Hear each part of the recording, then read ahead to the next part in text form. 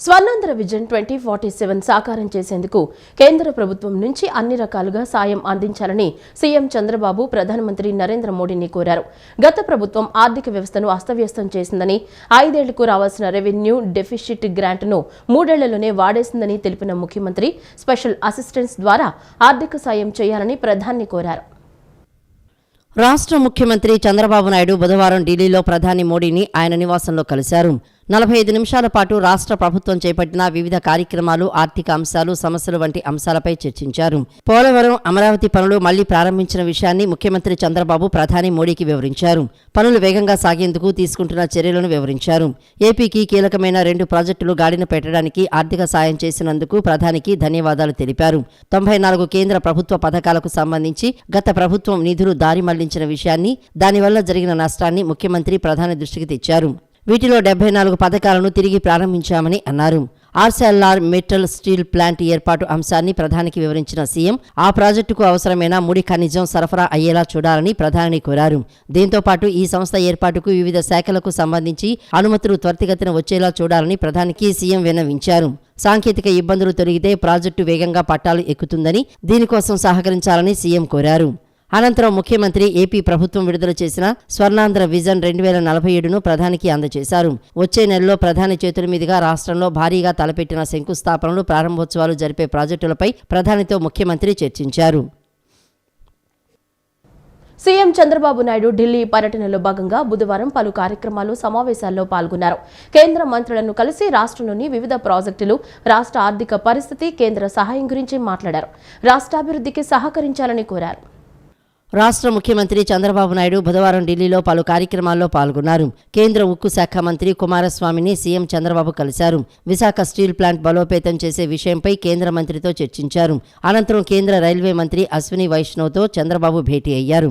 Visakha railway zone పనుల శంకుస్థాపన, రాష్ట్రంలో చేపట్టనున్న రైల్వే ప్రాజెక్టులను వేగవంతంగా పూర్తి చేసే అంశంపై చర్చించారు. అమరావతికి కొత్త రైల్వే లైన్ మంజూరు చేసినందుకు సీఎం ధన్యవాదాలు తెలిపారు.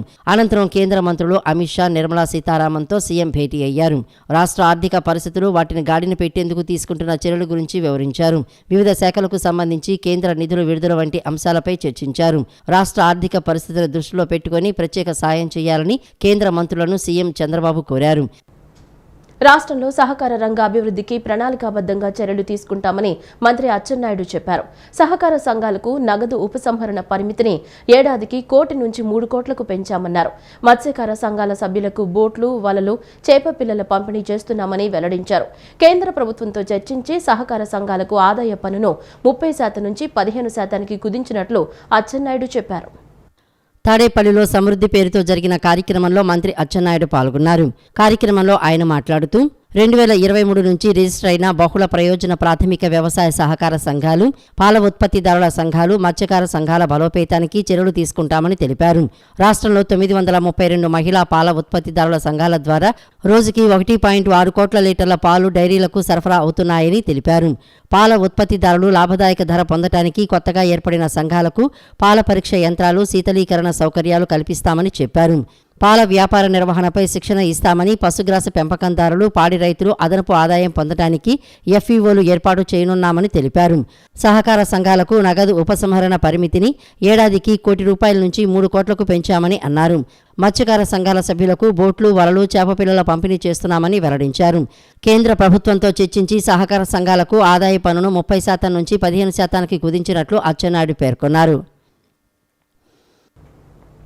భారతరత్న మాజీ ప్రధాని అటల్ బిహారీ వాజ్పేయి భారత్లో అనేక సంస్కరణలు తీసుకొచ్చి దేశ గమనాన్ని మార్చారని పశ్చిమ నియోజకవర్గ ఎమ్మెల్యే యలమంచిలి సుజనా చౌదరి అన్నారు.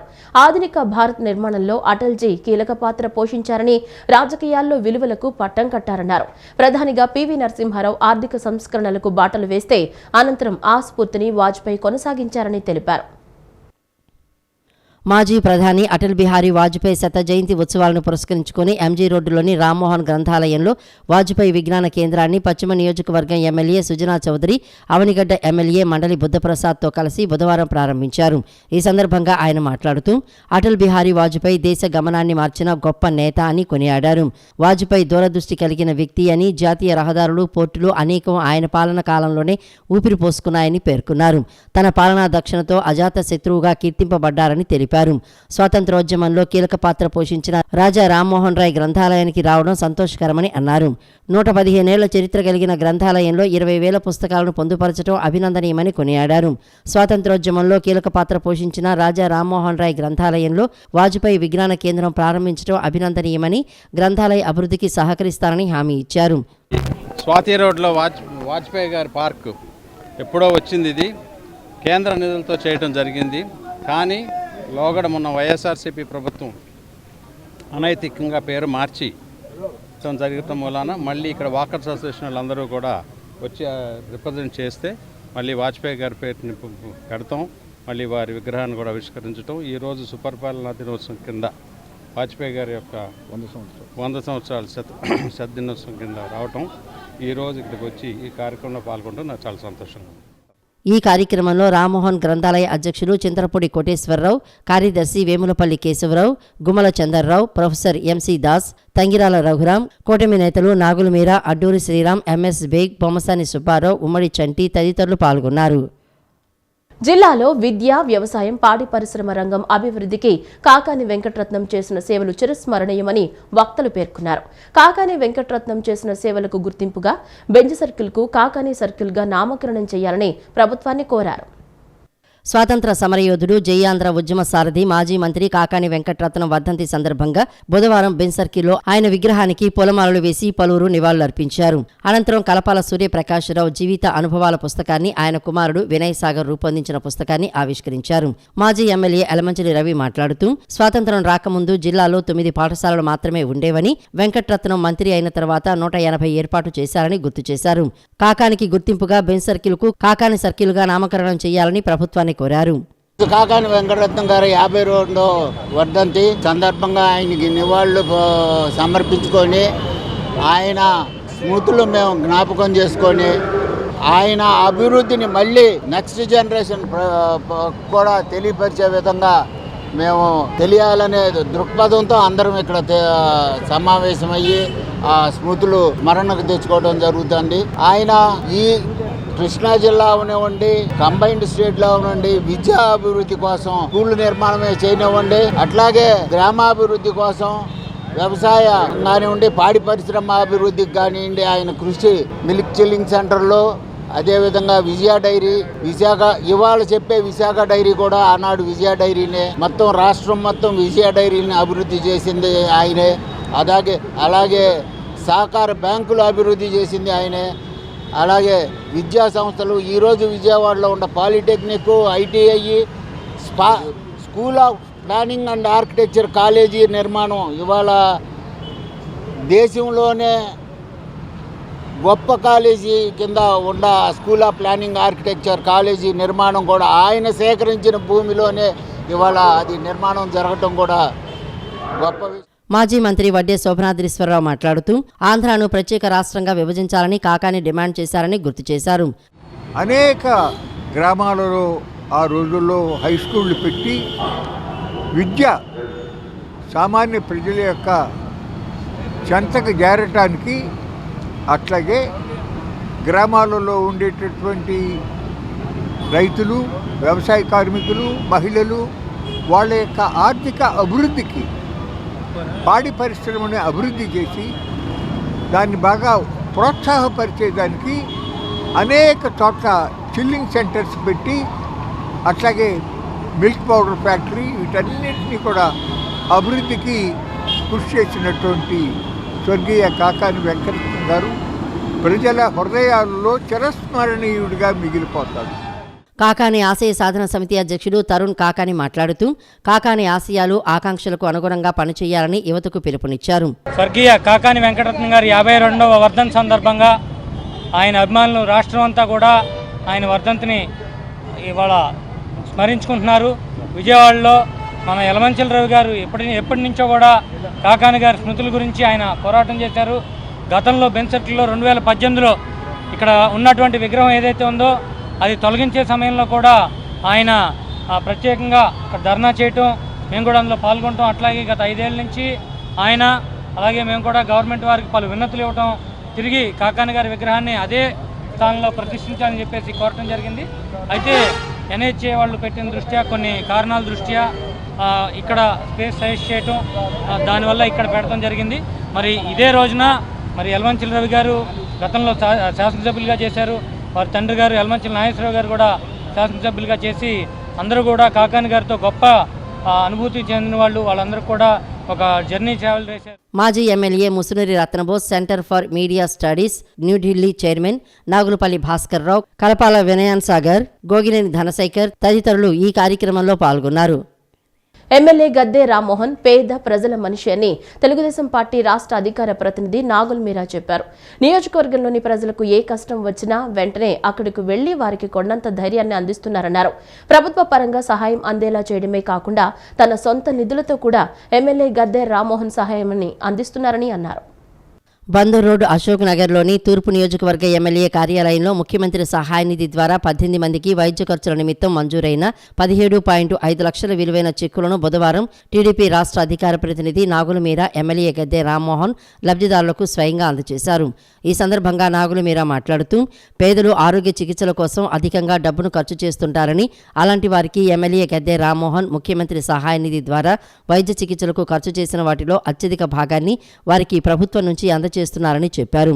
ముఖ్యమంత్రి సహాయ నిధి ద్వారా తూర్పు నియోజకవర్గంలో ఎక్కువ మందికి సహాయం అందేలా ఎమ్మెల్యే గద్దె రామ్మోహన్ చూస్తున్నారని అన్నారు. అందువల్లనే ఆయన 3 సార్లు ఎమ్మెల్యేగా గెలిచి హ్యాట్రిక్ ఎమ్మెల్యేగా పేరు పొందారని తెలిపారు. ప్రజల హృదయాల్లో ఉంటూ వారికి ఏ సమస్యలు వచ్చినా పరిష్కరిస్తున్నారని చెప్పారు. ప్రజలు సమస్యను చెప్పిన వెంటనే పరిష్కరించడానికి చర్యలు తీసుకోవడం, ఆ సమస్య తీవ్రతను బట్టి అధికారులు, మంత్రులు అవసరమైతే ముఖ్యమంత్రి దృష్టికి సమస్యను తీసుకువెళ్లి పరిష్కరించేలా చూస్తున్నారని చెప్పారు. రామ్మోహన్ గారిని ఓడించాలంటే మళ్ళీ రామ్మోహన్ గారే ఓడించాలి. ఆయనే ఓడించాలి తప్ప ఇంకెవరు ఓడించలేడంటే వాళ్ళ అన్ని వర్గాల్లో, ముఖ్యంగా మైనార్టీలు కానీ, ఎస్సీలు కానీ, బీసీలు కానీ, రామ్మోహన్ గారు అంటే బయట ఎవ్వరు కూడా ఒక్కరు కూడా మరొక రకంగా మాట్లాడింది రాజకీయాల్లో చాలా అరుదు. నేను వినలేదు. 99లో నేను ఎమ్మెల్యేగా, ఆయన ఎంపీగా పోటీ చేసే నేపథ్యంలో నా నియోజకవర్గంలో కూడా ఆయనకు 2000 ప్లస్, నాకు 2000 మైనస్. లేకపోతే నేను ఎమ్మెల్యే అయ్యేవని ఆయనతో పాటు. కానీ ఈరోజు పశ్చిమ నియోజకవర్గంలో నాకు ఈ పేరు ఉంది అంటే దానికి 100% రామ్మోహన్ గారు నాకు సహాయం. అంటే ఆయన ఎంపీగా ఆయన నిధుల నుంచి అక్కడ అన్ని వర్గాలకి, పేద వర్గాలకు కమ్యూనిటీ హాల్ నిర్మించి ఇప్పుడు అక్కడికి వెళ్తే రామ్మోహన్ గారి పేరు, నా పేరు కనపడుతూ ఉంటుంది. అసలు ఎంపీ అంటే రామ్మోహన్ గారు ఇప్పటికే ఆయన ఎంపీ అని చెప్పుకుంటానికి ఇష్టపడతారు. అనంతరం ఎమ్మెల్యే గద్దె రామ్మోహన్ మాట్లాడుతూ 1995వ సంవత్సరంలో నారా చంద్రబాబు నాయుడు ముఖ్యమంత్రి అయిన తర్వాత సీఎంఆర్ఎఫ్ను ప్రవేశపెట్టారని చెప్పారు. అప్పటి నుంచి వైద్య సేవలకు అయిన ఖర్చును సీఎంఆర్ఎఫ్ ద్వారా ప్రజలకు అందజేస్తున్నట్లు చెప్పారు. 2014-19 సంవత్సరంలో సీఎంఆర్ఎఫ్ ద్వారా ఒక్క తూర్పు నియోజకవర్గ పరిధిలోనే అత్యధికంగా 20 కోట్ల విలువైన చెక్కులను లబ్ధిదారులకు అందజేశామని చెప్పారు. కూటమి ప్రభుత్వం అధికారంలోకి వచ్చిన తర్వాత తూర్పు నియోజకవర్గంలో ఇప్పటి వరకు 126 మందికి సీఎంఆర్ఎఫ్ ద్వారా సహాయాన్ని అందించారని చెప్పారు. కృష్ణా జిల్లా పరిషత్ మాజీ చైర్పర్సన్ గద్దె అనురాధ మాట్లాడుతూ నియోజకవర్గ ప్రజలకు గద్దె రామ్మోహన్ సీఎంఆర్ఎఫ్ ద్వారా నిధులను మంజూరు చేయించి వారికి అండగా ఉంటున్నారని చెప్పారు. గత 35 సంవత్సరాలుగా ఎమ్మెల్యే గద్దె రామ్మోహన్ నియోజకవర్గ ప్రజలకు అన్ని విధాలుగా అండగా ఉంటున్నారని అన్నారు. కూడా ఏ ఇబ్బంది కలగకుండా మరి ఆ రోజున చెక్కులను తీసుకొచ్చి కోట్ల రూపాయలు మీకు ఇవ్వటం జరిగేది.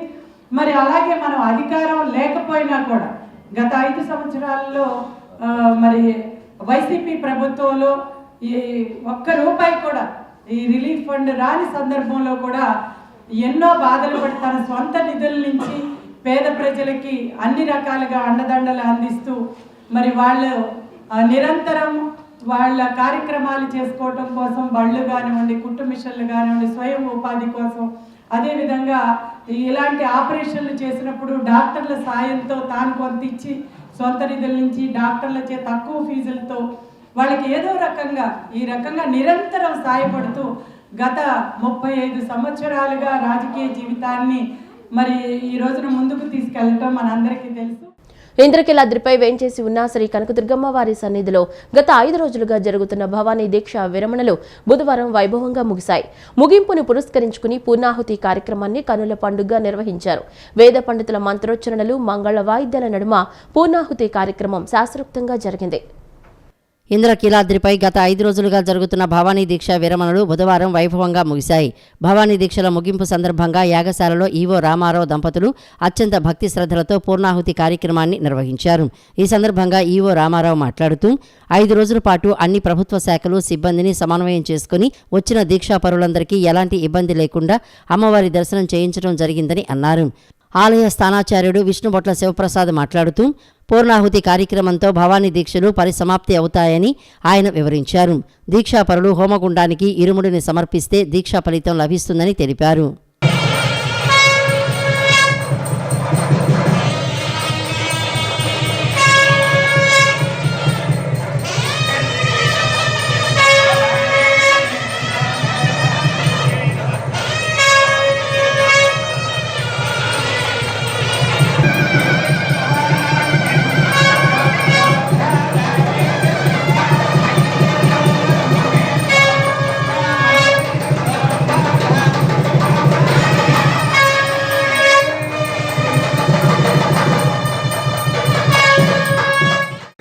ఇంత పెద్ద ఈవెంట్స్ లక్షలాది మంది తిరిగేటప్పుడు చిన్నపిల్లలు ఎక్కువ అవకాశం ఉంటుంది కాబట్టి ఈ యాప్ ఉపయోగపడింది. ఇంతే కాకుండా చాలా విస్తృతమైన తనిఖీలు చేసి కలెక్టర్ గారు చాలా సూచనలు ఇచ్చారు.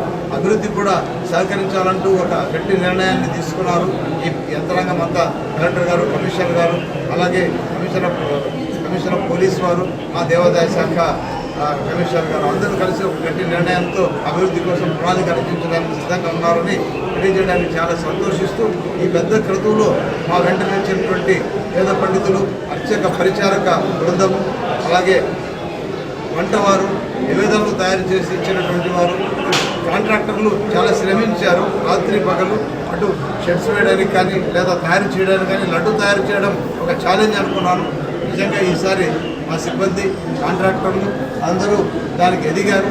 అనూహ్యంగా అన్నదానం చాలా గొప్పగా ఉందండి. ఎన్నిసార్లు ఎంతమందిని అడిగినా చాలా బాగుంది, హోటల్ కంటే బాగుంది అంటూ మా పోలీసు వారు ఇక్కడే తిన్నాం, మేము బయట తినడం లేదు అంటూ భక్తిపూర్వకంగా తినడంతో పాటు చాలా రుచికరంగా భోజనాన్ని అందించినటువంటి ఆ సిబ్బందికి కూడా నేను, అలాగే కాంట్రాక్టర్లకు ధన్యవాదాలు తెలియజేస్తున్నాను. ఈ విషయాలన్నింటినీ సమగ్రంగా ఎప్పటికప్పుడు ప్రజలకు తెలియజేస్తూ ఒక ఎర్రదనాన్ని సంతరించుకుంది విజయవాడ. ఇన్ని రోజులు నిన్న రాత్రి గిరి ప్రదక్షిణ చూస్తుంటే అది మరి మరో లోకంలో ఉన్నామా, అమ్మవారి వైభవం ఎంత అద్భుతమా. ఇంద్రకీలాద్రిపై భవానీ దీక్షల విరమణ బుధవారం చివరి రోజు కావడంతో భవానీలు పోటెత్తారు. ఇంద్రకీలాద్రితో పాటు పరిసర ప్రాంతాలన్నీ అరుణ శోభితమయ్యాయి. జై దుర్గా, జై జై దుర్గా నినాదాలతో ఇంద్రకీలాద్రి మారుమ్రోగిపోయింది. దుర్గాదేవిని దర్శించుకునేందుకు భవానీలు పెద్ద ఎత్తున తరలివచ్చారు. ఓం టర్నింగ్ నుంచి అమ్మవారి సన్నిధానం వరకు క్యూలైన్లలో భక్తులు, భవానీలు వేచి ఉన్నారు. ఇరుముడి శిరస్సున ధరించి అమ్మవారిని దర్శించుకుని భవానీలు తమ దీక్షను విరమించారు. నేడు కూడా భవానీలు అధిక సంఖ్యలో విచ్చేశారు. శ్రీ దుర్గా మల్లేశ్వర స్వామి వార్ల దేవస్థానంలో గత 4 రోజుల నుంచి జరుగుతున్న భవానీ దీక్షల విరమణ బుధవారం చివరి రోజు కావడంతో భవానీలు పెద్ద ఎత్తున తరలివచ్చారు. కనకదుర్గాదేవిగా దర్శనమిస్తున్న అమ్మవారిని దర్శించుకునేందుకు పెద్ద ఎత్తున భవానీ మాలాధారణలో భక్తులు తరలివచ్చారు. ఉత్తరాంధ్ర నుంచి పెద్ద ఎత్తున కాలినడకన ఇంద్రకీలాద్రికి భవానీల రాకతో ఇంద్రగిరులన్నీ ఎరిపెక్కాయి. శ్రీకాకుళం, విజయనగరం, విశాఖపట్నంతో పాటు ఉభయ గోదావరి జిల్లాల నుంచి భారీగా వచ్చిన భవానీలు అమ్మవారికి మొక్కులు చెల్లించుకుంటున్నారు. పెద్ద ఎత్తున భవానీల రాకతో అధికారులు దానికి అనుగుణంగా విస్తృత ఏర్పాట్లు చేశారు. భవానీలు కొండపైకి వచ్చి అమ్మవారి దర్శనం తర్వాత మాలా విరమణ కోసం వచ్చే భవానీల కోసం మల్లికార్జున మండపం దగ్గర అధికారులు ప్రత్యేక ఏర్పాట్లు చేశారు. 45 రోజుల పాటు కఠోర దీక్ష చేసిన భవానీలు అమ్మవారి దర్శనం అనంతరం పవిత్రమైన హోమగుండం వద్ద దీక్షను విరమిస్తున్నారు. దీక్షలు ప్రశాంతంగా ముగియటంతో పోలీసులు, రెవెన్యూ, దేవస్థానం అధికారులు ఊపిరి పీల్చుకున్నారు. భవానీ దీక్షల విరమణలో 12,000 మంది చిన్నారులకు క్యూఆర్ చైల్డ్ ట్యాగ్ వేశామని సత్ఫలితాలిచ్చిందని కలెక్టర్ లక్ష్మీ షా తెలిపారు. గిరి ప్రదక్షిణ మార్గం, దర్శన ప్రాంతాల్లో తప్పిపోయిన 10 మంది చిన్నారులను చైల్డ్ మానిటరింగ్ సిస్టంతో గుర్తించి వారి తల్లిదండ్రులకు అప్పగించినట్లు ఆయన పేర్కొన్నారు. ఐసీడీఎస్ విభాగానికి చెందిన 60 బృందాలు రైల్వే స్టేషన్, బస్ స్టేషన్, క్యూలైన్లలో ఉన్న చిన్నారులకు క్యూఆర్ కోడ్తో కూడిన కంకణాలను చేతికి వేశారన్నారు. బ్యాండ్ను చేతికి కట్టే సమయంలోనే మొబైల్ నంబర్తో సహా తల్లిదండ్రుల వివరాలను క్యూఆర్ కోడ్లో నిక్షిప్తం చేయడంతో తప్పిపోయిన వారిని తేలిగ్గా గుర్తించగలిగినట్లు ఆయన పేర్కొన్నారు. ఈ నెల 5 నుంచి 15 వరకు మైసూర్, బెంగళూరు, కోయంబత్తూరులో జరిగిన 62వ జాతీయ రోలర్ స్కేటింగ్ ఛాంపియన్షిప్లో పతకాలు సాధించిన బెజవాడ రోలర్ స్పోర్ట్స్ అసోసియేషన్ క్రీడాకారులను సెంట్రల్ ఎమ్మెల్యే బోండా ఉమామహేశ్వరరావు బుధవారం అభినందించారు. అజిత్ నగర్లోని సెంట్రల్ కార్యాలయంలో జరిగిన కార్యక్రమంలో పతకాలు సాధించిన స్కేటర్లతో ఆయన మాట్లాడారు. అంతర్జాతీయ పోటీల్లో రజత పతకం సాధించిన సిహెచ్ ఆర్యను ప్రత్యేకంగా అభినందించారు. పతకాలు సాధించిన ఎం సుచిత్ర స్వర్ణం, ఎస్ కోటేశ్వర్ కాంస్యం, బి తనుష్క కాంస్యం, వర్ధన్ కాంస్యం, సిహెచ్ అభిరామ్ స్వర్ణంలను సత్కరించి భవిష్యత్తులో మరిన్ని విజయాలు సాధించాలని కోరారు. కార్పొరేటర్ వీరమాచినేని లలిత, కోచ్, క్రీడాకారుల తల్లిదండ్రులు పాల్గొన్నారు. ప్రభుత్వ జూనియర్ కళాశాల విద్యార్థులకు మధ్యాహ్న భోజన పథకాన్ని అక్షయ పాత్రకు ఇవ్వడాన్ని ఆపాలని సిఐటియు నగర కార్యదర్శి ఈవి నారాయణ డిమాండ్ చేశారు. పాత పద్ధతి ప్రకారం డ్వాక్వా ఏజెన్సీలకు అప్పగించాలన్నారు. డ్వాక్వా ఏజెన్సీలకు వారానికి 5 గుడ్లతో కలిపి ఒక భోజనానికి ఇచ్చే ₹8.75 బదులుగా గుడ్డు లేకుండా అక్షయ పాత్రకు ₹10 చెల్లించే విధంగా ఒప్పందం కుదుర్చుకోవటం దారుణమన్నారు. కొత్తపేట పోలీస్ స్టేషన్ ఎదురు వీధిలోని మోటూరు హనుమంతరావు శ్రామిక భవన్లో సిఐటియు ఆధ్వర్యంలో విలేకరుల సమావేశం బుధవారం నిర్వహించారు. ఈ సందర్భంగా సిఐటియు నగర కార్యదర్శి ఈవి నారాయణ మాట్లాడుతూ కళాశాల విద్యార్థులకు మధ్యాహ్న భోజన పథకాన్ని సిఐటియు స్వాగతిస్తోందని, ఈ నెల 21న జారీ చేసిన మెమో ప్రకారం అర్బన్ ప్రాంతాల్లో అక్షయ్ పాత్ర ఫౌండేషన్కు ఇవ్వడాన్ని వ్యతిరేకిస్తున్నట్లు తెలిపారు. పాత పద్ధతి ప్రకారం డ్వాక్రా ఏజెన్సీలకు అప్పగించాలని అన్నారు. డ్వాక్రా ఏజెన్సీలకు వారానికి 5 గుడ్లతో కలిపి ఒక భోజనానికి ఇచ్చే ₹8.75 బదులుగా గుడ్డు లేకుండా అక్షయ్ పాత్రకు ₹10 చెల్లించే విధంగా ఒప్పందం కుదుర్చుకోవడం దారుణమని అన్నారు. అక్షయ పాత్ర ఇప్పటికే గత ప్రభుత్వం 5 చోట్ల అమలు చేసింది. అక్కడ భోజనం సరిగా లేదని, వేడిగా లేదని, తినడానికి పనికి రావట్లేదని పారేసిన సందర్భాలు కూడా ఉన్నాయి. విద్యార్థులు పస్తులతో ఉన్న సందర్భాలు ఉన్నాయి. అందువల్ల అక్షయ పాత్ర వండేటువంటి భోజనం పౌష్టికాహారంతో, నాణ్యతతో ఉండదనేది మా విమర్శ. మేమే కాదు, ఉన్నతాధికారులు కూడా దాన్ని చెప్పుకొచ్చారు. అందువల్ల అక్షయ పాత్ర భోజనం ఏదో పిల్లలకి పౌష్టికాహారాన్ని అందిస్తుందని, పిల్లల డ్రాప్ అవుట్స్ ఆపటానికి ఈ పథకాన్ని ఉద్దేశించి పెట్టారని చెప్పి అసలు ఉద్దేశం దెబ్బతినే ప్రమాదం ఉంది. అందుకని అక్షయ పాత్ర కాదు, జూనియర్ కాలేజీల్లో అర్బన్ ప్రాంతాల్లో కూడా డ్వాక్రా ఏజెన్సీల ద్వారానే ఈ పథకాన్ని నడపాలని, పిల్లలకి నాణ్యమైన వేడి ఆహారం అందించాలని మేము సిఐటిగా ప్రభుత్వాన్ని కోరుతున్నాం. సమావేశంలో సిఐటియు నగర నాయకులు చౌదరి, సుబ్బారెడ్డి తదితరులు పాల్గొన్నారు. కృష్ణా జిల్లా ఉంగుటూరు మండలం ఇందుపల్లి ప్రాంత గ్రామ శివారులో పూరి గుడిసెల్లో నివసిస్తున్న నిరుపేద కుటుంబాలకు చెందిన సుమారు 100 మంది పిల్లలకు క్రిస్మస్ పర్వదినం సందర్భంగా దుళ్లవానిగూడెం క్రీస్తు సంఘ లవ్ అండ్ కంపేషన్ మినిస్ట్రీస్ ఆధ్వర్యంలో పిల్లలకు బుధవారం నూతన వస్త్రాలను పంపిణీ చేశారు. ఈ సందర్భంగా love and compassion ministries director, క్రీస్తు సంఘ సువార్థికులైన సుజిత్ ప్రేమ్ దగాని మాట్లాడుతూ, యేసుక్రీస్తు జనులందరికీ ప్రభువు అని, ప్రజలందరినీ పాపం నుంచి విడిపించ అద్వితీయ శక్తివంతుడని అన్నారు. ఆయన ప్రేమ, కరుణ, క్షమ ఈ ప్రపంచమంతటికీ ఆదర్శమని తెలిపారు. ఈ కార్యక్రమంలో స్థానిక pastor Augustine, Vemuri Sekhar, Dagani Kiran, P Mattaiah, V Anil తదితరులు పాల్గొన్నారు. ఈ వార్తలు ఇంతటితో సమాప్తం. నమస్కారం.